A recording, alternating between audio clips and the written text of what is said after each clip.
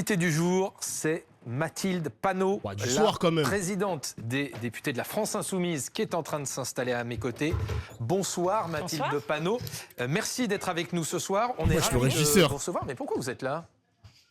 Comment ça? Pourquoi suis-je là? Pourquoi vous n'êtes pas à Matignon avec vos camarades socialistes en train de discuter Bien avec parce le que Premier nous, ministre? nous La question. défendons un principe. Et ce t'es là. principe, c'est que le gouvernement de ce pays ne peut pas être le fait du prince. Le gouvernement ne peut pas être un gouvernement de perdants aux élections qui continue une politique qui a été battue 3 fois dans les urnes. Et donc nous demandons t'es à là ce gouvernement Bayrou de se présenter devant l'Assemblée nationale et de demander un vote de confiance à Jure, l'Assemblée, un comme nouveau ça se sub. fait dans l'ensemble des démocraties. Donc en attendant qu'il se présente devant l'Assemblée nationale, nous ne discutons pas avec ce gouvernement. Le fait de voir les socialistes ce Simple. soir à Matignon, vous dites quoi? Simple. Eh bien, que nous verrons ce qui se passera lors, non pas du vote de confiance, qu'ils ne demanderont probablement pas, mais lors du coup de la motion de censure qui fera Merci Jay office pour le sub. de vote Merci, de mon gars. confiance pour savoir qui est dans la majorité, donc qui soutient ce gouvernement et qui est dans l'opposition.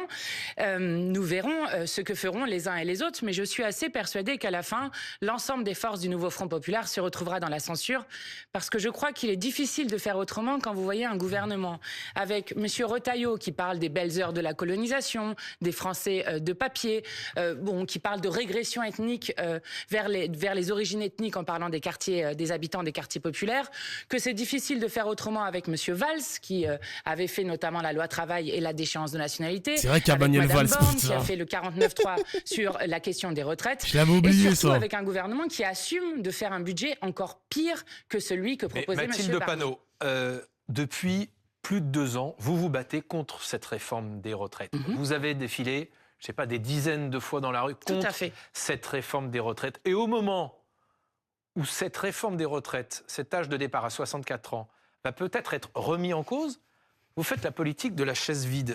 Ça vous intéresse plus, la fin de la retraite à 64 ans? Mais si, justement.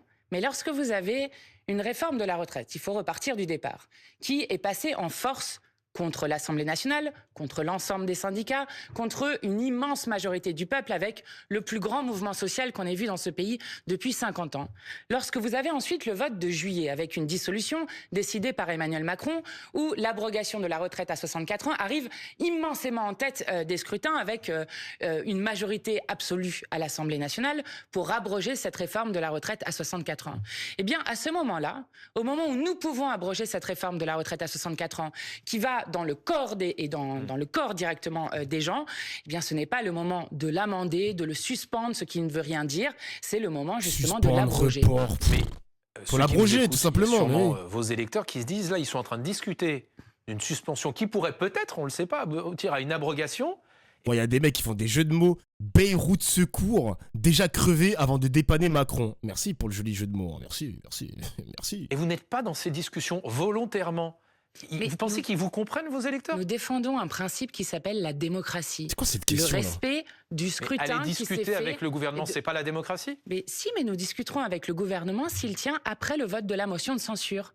Parce que d'abord, un gouvernement, ce n'est pas le fait du prince d'Emmanuel Macron, d'un homme tout seul qui décide que M. Bayrou est maintenant le chef du gouvernement avec différents ministres qui sont tous un gouvernement de défait et de défaite qui décide. C'est ce qu'on appelle la représentation nationale qui doit avoir le gouvernement en face. Mais la Je vais vous suspension, dire. s'il y avait suspension demain de la réforme des retraites, ça aurait un impact direct dans la vie Mais de nous vos ne voulons pas électeurs. d'une suspension, nous voulons d'une abrogation. Il C'est comprend quand même pas assez le mec. clair. Peut-être Qu'est-ce que ça veut pourrait dire aboutir à cela. Non, eh bien, nous voulons l'abrogation. Si nous avons l'abrogation, c'est très bien. Mais je vais vous dire, qu'est-ce que ça veut dire suspendre la réforme des retraites?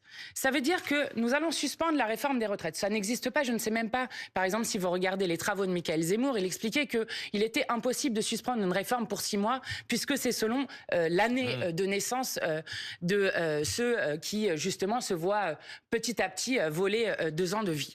Donc, si nous faisions une suspension, ce qui, encore une fois, n'a aucun sens, ça veut dire quoi? Qu'on abrogerait après? Pourquoi est-ce qu'on n'abroge pas maintenant? Bah ouais. Enfin, ça n'a aucun sens, d'autant plus À avec un force gouvernement à force de qui peut-être à la radicaliser, fin de la semaine n'est plus là. à force de Mais radicaliser. le journaliste, il joue à quoi? On dirait c'est l'avocat du gouvernement Macron. Frérot, on vient de te dire, madame vient de te dire qu'elle veut abroger Elle veut abroger. Le mec, il est en train de justifier à chaque fois. Mais c'est qui ce mec? Qualité, vous craignez pas de passer à côté d'avancées très concrètes pour la vie des Oh, gens mon qui gars. pourraient, dans un premier temps, leur permettre Il a la de compétence, ce ne pas mec. travailler davantage? Vous savez, nous avons un gouvernement qui vient de mettre un décret, là, au début de ce mois-ci, au 1er janvier, un décret qui force les allocataires du RSA à travailler 15 heures pour pouvoir toucher le RSA. Nous avons un gouvernement qui a d'ores et déjà annoncé qu'il ferait 50 milliards d'économies sur les dépenses. Ça veut dire un budget encore pire que celui que proposait M. Barnier, qui était déjà le budget le plus austéritaire qui avait été présenté sous la Ve République.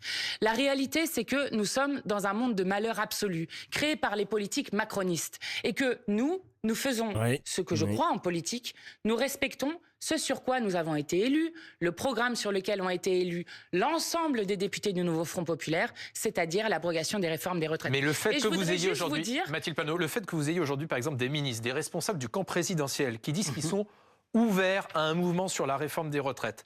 Yaël Braun-Pivet, présidente de l'Assemblée nationale, Renaissance, qui explique qu'elle n'est pas opposée, je cite, à arrêter la réforme pour rediscuter. Vous ne pouvez pas dire qu'il n'y a pas des choses qui ont évolué. Ça ne change rien, ça, pour vous? Mais quelle est la réalité concrète? Qu'est-ce qu'on a obtenu? Dites-moi. Nous n'avons rien obtenu. La discussion est en cours. Oui, d'accord. Si demain, François Bayrou prononce le mot suspension, est-ce que vous considérerez que c'est un premier pas? Mais c'est un vous rendez forceur, compte le que mec, le budget arrive fin janvier, puisque c'est le budget qui est repris du Sénat. Ce n'est pas un nouveau budget qui est refait pour que tout le monde comprenne bien ce que je suis en train de dire. Ce qui veut dire que, de nouveau, le budget va devoir être passé par 49.3. Ça veut dire que vous avez un gouvernement qui va tenir soit jusqu'à la fin de cette semaine, la motion de censure, soit peut-être 2 semaines supplémentaires. Rendez-vous compte. C'est vrai elle a raison sur ça, les gars. Et c'est ce que je disais en début de stream, c'est que oui, il y aura la motion de censure qui va être déposée après le discours de politique générale de Bayrou. Donc ça va être voté peut-être jeudi, vendredi. Je pense que ça va pas passer parce que le RN va pas censurer, en tout cas pas maintenant. Mais il faudra attendre le budget 2025, les discussions. Et à ce moment-là, peut-être que le gouvernement Barnier va tomber, le gouvernement Bayrou va tomber dans 2 semaines, 3 semaines, on sait pas les mecs, on sait pas. Franchement, gros suspense, les gars. Que nous sommes dans un ça va être moment spicy ces prochaines semaines. Qui nous fait ça va être perdre spicy, du temps. Donc suspension. Il y a une majorité à l'Assemblée nationale et dans le pays pour abroger la retraite. Donc ce serait une mauvaise nouvelle demain pour vous que François Bayrou annonce la suspension de la réforme des retraites. Mais ce n'est pas suffisant, ce n'est pas ce pourquoi les gens ont voté. Je vais vous dire, le 8 juin 2023, nous avons fait une promesse tous ensemble, avec le groupe communiste, le groupe écologiste, le groupe socialiste et le groupe insoumis. Et cette promesse était de tout faire, par tous les moyens que nous avions institutionnels, pour abroger la réforme des retraites. Eh bien, nous continuons à tenir cette promesse et nous continuons à ne pas trahir la parole qui a été faite aux électeurs et aux électrices. La gauche du tout ou rien, c'est la gauche du rien, dit Olivier Faure. Vous êtes la gauche du rien? Je crains qu'à la fin, ce soit les socialistes qui vont dans ces différentes négociations, qui n'est absolument rien.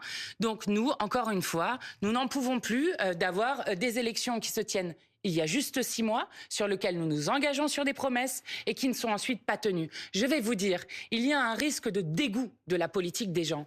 Et comme je le dis souvent, quand les dégoûtés partent de la politique, il ne reste que les dégoûtants. Et ce que nous faisons, c'est que nous ne voulons pas laisser les dégoûtants décider pour nous. Ce que le peuple français veut, c'est pouvoir reprendre la main sur son avenir. Les dégoûtants, c'est qui? C'est Olivier Faure qui va discuter? Je vais vous dire. Attendez. Les dégoûtants sont qui, selon les socialistes? Non, ça s'appelle Emmanuel Macron, ça s'appelle M. Bayrou, M. Barnier, tous ceux qui sont en train de nier la souveraineté du peuple. Il reste que les dégoûtants.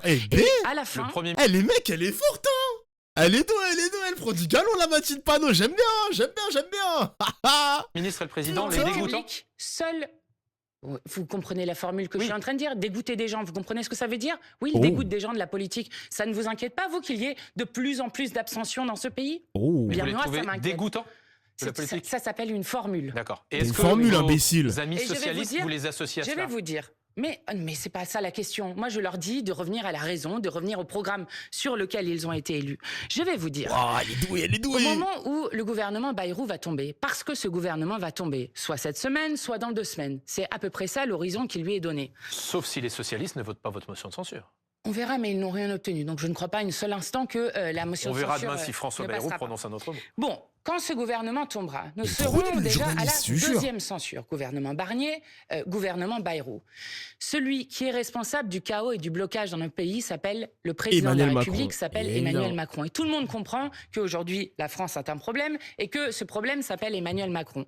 Et donc, arrivera le moment où quand vous avez un blocage comme cela dans un pays, la seule solution que je connaisse pacifique pour sortir par le haut d'une situation de crise dans laquelle le président a enfermé le pays s'appelle les élections. Et donc, Emmanuel Macron va devoir partir et laisser le peuple français trancher par les urnes quelle grande orientation il veut prendre avec une présidentielle anticipée. Ce soir, à nouveau, vous appelez à la démission d'Emmanuel Macron? Évidemment. Évidemment. Regardez, vous avez un président de la République. Je ne sais pas si vous réalisez que le président de la République s'est assis sur le vote des Français et des Françaises du 30 juin et du 7 juillet dernier. Rendez-vous compte qu'il y a eu une mobilisation massive des électeurs et des électrices pour priver l'extrême droite du pouvoir et que nous avons M. Retailleau qui parle peu ou prou comme Mme Le Pen dans ce gouvernement. Que les électeurs ont voté massivement pour mettre fin aux politiques de malheur d'Emmanuel Macron et qu'on se retrouve avec une politique macroniste qui continue. Donc tous ceux qui ne voteront pas la censure seront ceux qui permettront à Emmanuel Macron de continuer cette politique. Bah oui. Et je voudrais attirer votre attention sur un dernier point qui me paraît comme un symbole de cette politique. Peut-être avez-vous vu que pendant la pause que nous avons eue en fin d'année, a été publiée une étude qui montre que le scorbut revient dans notre pays. Le scorbut, vous savez, c'est une maladie qui était disparue dans notre pays, qui est liée au manque de vitamine C, au manque de produits frais, et qui atteint des centaines d'enfants dans ce pays. C'est une maladie... Ouais, le scorbut. Mais ouais, ça existe encore ça. C'est revenu en France. Moi, je connaissais le scorbut uniquement sur Dofus. Scorbut, c'était un monstre, c'était un scarabée, je crois. Et voilà. Maladie politique qui est directement liée à la précarité alimentaire. Voilà l'indignité dans laquelle... Et PTDR, le rapport, bah là, elle vient de te l'expliquer, c'est la précarité alimentaire, les mecs. Hein. On peut pas manger à notre faim, on peut pas manger aussi correctement parce que l'aliment coûte de plus en plus cher. Et donc, t'as des carences en vitamine C, en vitamine D, en vitamine je ne sais pas quoi. Donc oui, il y a un rapport, évidemment, il y a un rapport. A placé Emmanuel Macron. Un énorme rapport notre même, pays bah oui. et notre peuple. Donc, on mange vous, pas bien. Actuellement, pour être très clair, vous avez aucun contact avec des membres du gouvernement, vous ne discutez avec personne. Non, mais quand on m'a proposé les rendez-vous, je leur ai expliqué que j'attendais qu'ils se présentent devant l'Assemblée nationale. Quels sont les mots, néanmoins, que vous attendez demain dans la bouche de François Bayrou lors de sa déclaration de politique générale? Eh bien, il y a un scénario dans lequel nous ne censurons pas ce gouvernement. Lequel? What? Ce scénario, c'est « Je demande un vote de confiance à l'Assemblée nationale ». Voilà ce que nous demandons. Je me suis dit, à wesh, M. Bayrou, il se passe quoi, alors? de revenir à la démocratie, de retrouver le goût de la démocratie. Et je le dis d'autant plus fermement que nous sommes dans un moment où nous n'avons plus le temps d'attendre. Vous avez vu ce qui se passe à la fois à Mayotte, ce qui se passe en Californie. Nous sommes en train de perdre du temps face au plus grand enjeu du XXIe siècle, c'est-à-dire la crise écologique. Pour l'instant, il a exclu de demander ce vote de confiance. S'il ne change pas d'avis d'ici demain, est-ce que vous nous confirmez ce soir que vous déposerez une motion de censure? Mais évidemment, s'il n'y a pas de vote de confiance, alors nous lui imposerons un vote de défiance et ce sera la motion de censure qui sera probablement, dans ce cas-là, présentée jeudi. Est-ce que vous appelez le Rassemblement national à voter cette motion de censure? Ils vont faire ce qu'ils veulent. Je n'appelle à rien du tout auprès du Rassemblement national. Je veux juste dire que je trouve très étonnant que sur l'ensemble des plateaux de télé, on ne parle absolument pas du fait que, par exemple, il y a 2 groupes Facebook, ça a été révélé par vos confrères les jours qui s'appellent, 2 groupes Facebook sur lequel se trouve 15 députés et sur l'autre 1 député du Rassemblement national qui appellent juste à assassiner Emmanuel Macron, à assassiner des migrants, à faire des attentats contre des mosquées, qui disent sur une photo d'une voie... Vous avez vu l'article, les mecs, ou pas? J'ai vu ça ce week-end. Les gars, ce week-end, j'ai raté trop de trucs. Hein. J'ai raté trop de trucs. Et l'interview date d'aujourd'hui, les mecs. En gros, il y a un article qui a pop sur Twitter de la part de journalistes. Elle a cité Les Jours, je crois, un truc comme ça. Et on a des députés dans des groupes Facebook, dans des groupes WhatsApp, Telegram, peu importe, c'est des groupes de néo-nazis, quoi. Des mecs d'extrême droite bien identitaires, où ça appelle... Alors, c'est pas les députés eux-mêmes qui tweetent, qui écrivent on veut buter Macron. Non, c'est je pense que c'est des sympathisants, mais ces mecs-là font partie de ces boucles. Et normal, il n'y a pas de journalistes qui ont mis en lumière cette affaire, il n'y a pas de commentaires de la part de ministres, il n'y a pas de commentaires de la part de Macron, pas de commentaires de la principale intéressée Marine Le Pen qui est la présidente du RN. Bardella, pardon, c'est lui le président, excusez-moi. Pas de commentaires, rien, genre il n'y a rien les mecs, il n'y a rien, ils sont tous complices. tous complices de ça, les mecs. C'est n'importe quoi. Femme voilée, Hitler a dû se tromper d'ethnie à exterminer et que personne n'en parle, ce qui montre bien que le Rassemblement national n'a pas changé. De même, je m'étonne, juste je termine dessus, que l'amphi de Sciences Po a été renommé par la cocarde syndicat d'extrême droite Jean-Marie Le Pen, que personne ne s'en a été ému, alors que lorsqu'il avait été renommé Gaza, en soutien au peuple de Gaza, on l'a traité dans beaucoup de plateaux, mais il a été traité pendant 3 jours d'affilée. Ce soir, regardez en tout cas, s'il y a bien une chose qu'ont montré les déclarations de ces dernières semaines, c'est les tensions croissantes quand même au sein du nouveau Front populaire. Alors, est-ce que ça marque ou pas la fin de ce NRP? Merci, avant d'en parler avec vous. Merci, il y a un mec qui a partagé l'article, les gars. Merci à toi, Euria. Merci, mon gars. Mathilde Panot, les images et les déclarations les plus fortes, c'est avec Fanny Regnault et Simon Terrassier. Va annoncer François Bayrou sur la réforme des retraites, c'est son avenir. Attends, mais elle parle ou pas Ah d'accord, ok. Attends, on va écouter ce passage, les mecs. C'est quoi ce passage de fou, là? Vous, Mathilde Panot, les images et les déclarations les plus fortes, c'est avec Fanny Regnault et Simon Terrassier. Va annoncer François Bayrou sur la réforme des retraites, c'est son avenir et celui de son gouvernement qu'il joue. Ce qui sera le plus important au fond, ce sont surtout les rendez-vous qui ne sont pas inscrits à l'agenda du Premier ministre et qui pourraient intervenir notamment avec... Ah les mecs, il est encore maire de Pau, hein. Il a pris un jet pour partir pour faire Paris-Pau. Il est encore maire, vous vous rendez compte? Les patrons, les chefs de partis d'opposition de gauche. La position la plus simple déjà, c'est LFI, qui est sorti des négociations, qui attend rien de ce gouvernement. Est-ce que vous accepteriez de vous mettre autour de la table avec quelqu'un qui vous a menti 10 fois? Nous, de toute manière, on va proposer une motion de censure. Alma C'est pas Dufour. parce qu'on est dans l'opposition que l'on refuse toute discussion. Jean-Luc Mélenchon est dans l'injure permanente, dans la provocation, et ça devient pénible. Moi, mon sujet, c'est pas Jean-Luc Mélenchon. Je défends les Françaises et les Français les plus vulnérables qui n'ont pas le luxe d'attendre le grand soir. Ce que je vois, c'est qu'il y a aujourd'hui un parti, celui de Jean-Luc Mélenchon, qui fait bande à part. Jean-Luc Mélenchon a fait un pas de côté et qu'il est déjà en train de préparer une élection présidentielle. J'ai déjà théorisé, moi, qu'il y avait... Mais il prépare une élection présidentielle, pourquoi? Parce qu'on est dans une impasse politique, les mecs. Les gens qui veulent serrer la main d'Emmanuel Macron et négocier comme Olivier Faure, les Fabien Roussel et les écologistes aussi, vous allez juste épouser... Ils comprennent pas que le macronisme est toxique. Ils comprennent pas que c'est empoisonné, c'est contagieux. Vous comprenez pas ça, en fait. Donc oui, le mec, il provoque une élection anticipée parce que c'est l'impasse. On est dans une impasse, bordel. Dans le passé, des gauches irréconciliables. En tout cas, il y a une gauche qui est responsable et qui veut gouverner. Ce qui se passe en ce moment va laisser des traces musique, entre le Parti Socialiste et la France Insoumise. Mathilde Panot, question simple, réponse simple. Est-ce que le nouveau Front populaire est mort? Non, je ne crois pas. Le nouveau Front populaire continue, puisque le nouveau Front populaire, c'est à la fois un programme et un accord pour des candidatures communes. Mais avec qui? Dans les élections. Eh bien, nous verrons cela lors de la motion de censure. J'entends beaucoup que la France insoumise est isolée dans ce que nous sommes en train de faire. Je crois que nous tenons une position cohérente, qui est pour le coup comprise sur ce que nous sommes en train de faire, et que cette position cohérente est encore une fois ce qui correspond au scrutin de juillet dernier, où nous avons tous et toutes été élus pour... Ils ont mis en scène Mélenchon comme si c'était Thanos et que la France insoumise c'était les Nazgûl. Ah là là, vas-y. Moi je peux pas, je peux plus. Je peux plus, les gars. Tourner la page de la Macronie et de son monde de malheur. Ça veut dire que vous pour dites... laisser Emmanuel Macron continuer sa politique. Ceux qui ne voteront pas votre motion de censure ne feront plus partie du nouveau Front populaire? Je crois que ceux qui ne voteront pas la motion de censure, se mettront de côté par rapport au programme sur lequel ils ont toutes et tous été élus, effectivement. Vous avez un message pour vos alliés ou vos anciens alliés ce soir? Bien, je leur dis encore une fois que possible. Vous pouvez avoir des stratégies différentes, d'aller dire les choses directement, de ne pas aller les dire. Bon, nous avons choisi une manière de faire de la clarté, de ne pas entraîner une confusion supplémentaire par rapport à ce qui est en train de se passer pour le pays dans un moment très difficile. Mais l'heure de vérité, c'est le moment de cette motion de censure. Donc, tous ceux qui ne voteront pas la motion de censure, encore une fois, seront de fait des soutiens du gouvernement Bayrou et de la politique d'Emmanuel Macron. Et je crois que ce n'est pas l'heure de renforcer Emmanuel Macron, mais au contraire... Ils ont des points de convergence, elle a raison. Mais putain, mais elle est tellement factuelle, elle est factuelle, Mathilde Panot, les mecs. Hein. Ils peuvent avoir des conflits internes, il n'y a pas de problème. Mais le but final, c'est au moins de voter la motion de censure parce que c'est vraiment le sacré, entre guillemets, pour dire que on reste quand même dans l'opposition, on n'est pas dans le macronisme, et puis on le sera dans quelques semaines, les mecs, tout simplement. Tout simplement.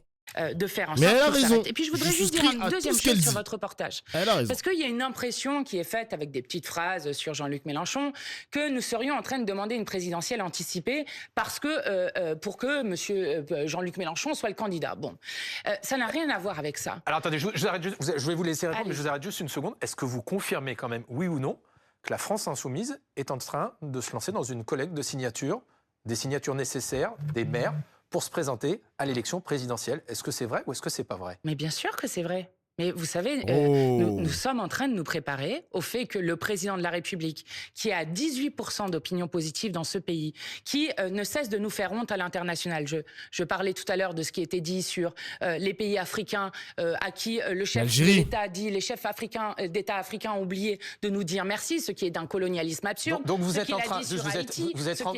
en train de collecter les 500 signatures de maires.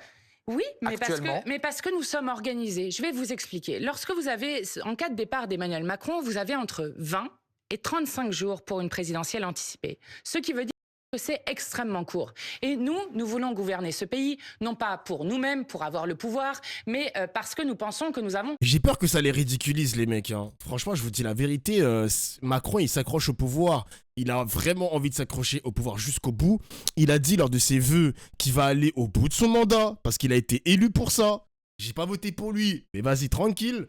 Donc j'ai peur que cette séquence ridiculise un petit peu la France insoumise, qui récolte en sous-marin entre guillemets quoi, qui récolte des signatures à gauche à droite alors que peut-être qu'il ne va jamais démissionner Emmanuel Macron, les mecs. Hein. Ça peut peut-être juste les ridiculiser. J'aime pas trop, mais bon, allez, c'est pas le scandale du siècle. Voilà, c'est pas le scandale du siècle. Et peut-être qu'il y a d'autres partis politiques qui font la même chose en sous-marin, on ne le sait pas encore, mais comme c'est plus facile de critiquer Mélenchon, bah les gars, voilà quoi, faut bien dire ça sur BFM TV. Ils le font tous. Ah, vous pensez qu'ils le font tous?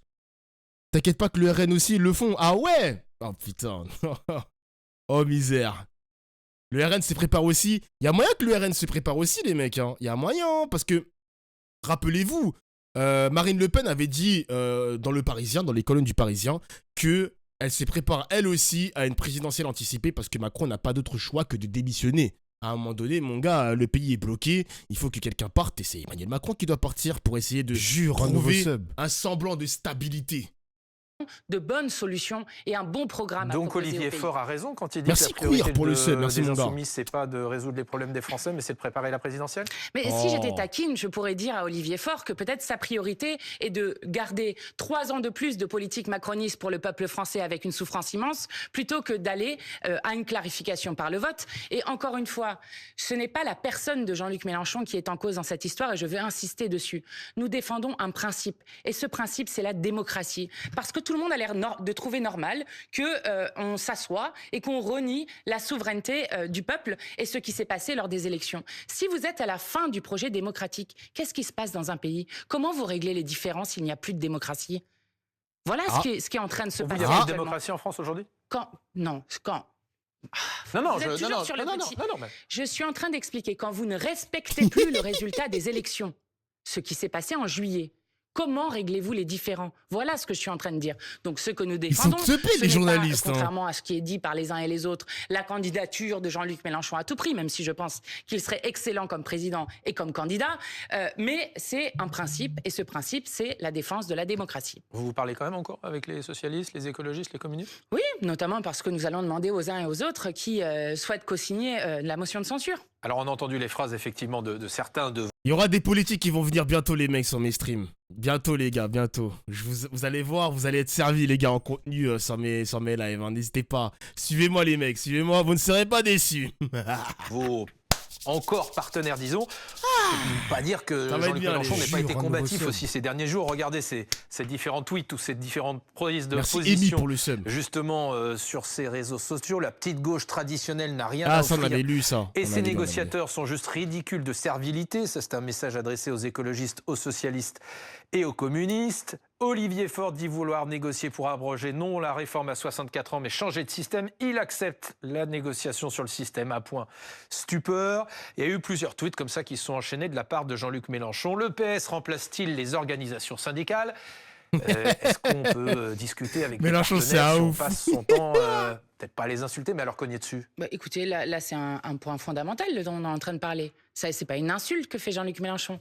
Il parle de la question de la retraite à points. Je rappelle que la retraite à points, c'est ce que Emmanuel Macron avait voulu mettre en place entre 2019 et 2020 et que nous avions réussi à combattre, notamment avec une mobilisation très forte de l'ensemble des syndicats et du peuple français. Ridicule et servile, c'est pas particulièrement sympathique. Oui, enfin, d'accord, bah, vous avez entendu les autres mots qui ont été dits, mais là, vous entendez qu'on fait une alerte sur un point qui est précis. Si c'est une suspension de la réforme des retraites, comme il disait mal dire, quand nous voulons l'abrogation de la retraite à 64 ans, fidèle à la promesse que nous avons faite. Si c'est une suspension pour permettre... Mais là, demain, si le PS se fait absorber par le macronisme, genre il négocie un accord de non-censure, mais là, la LFI, les mecs, la France Insoumise va récupérer tellement de clout, tellement de votes, parce que là, les militants PS vont encore une fois se sentir trahis, parce que là, c'est bon, le macronisme, ils en peuvent plus. Le PS était dans la confrontation avec le macronisme, mais s'il y a un accord de non-censure, ils vont récupérer tellement de voix, les gars.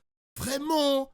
Ah, vraiment? Putain de merde. Que la retraite à points se mette en place, qui est pour le meilleur moyen pour avoir du buzz, de faire baisser les pensions. C'est d'ailleurs Fillon qui le disait à l'époque. La retraite à points, c'est super parce que ça permet de faire baisser les pensions. Il faut comprendre, pour que tout le monde comprenne, que la retraite à points, vous ne savez pas, du coup, combien vaudra votre point à la fin de votre retraite. Donc, vous ne savez pas de combien sera votre pension à la fin. Donc, c'est la retraite l'autre. Les militants PS ne sont pas de gauche, faut pas déconner. Bon, après, je vais pas te mentir, hein, si ils se sentent trahis par le PS...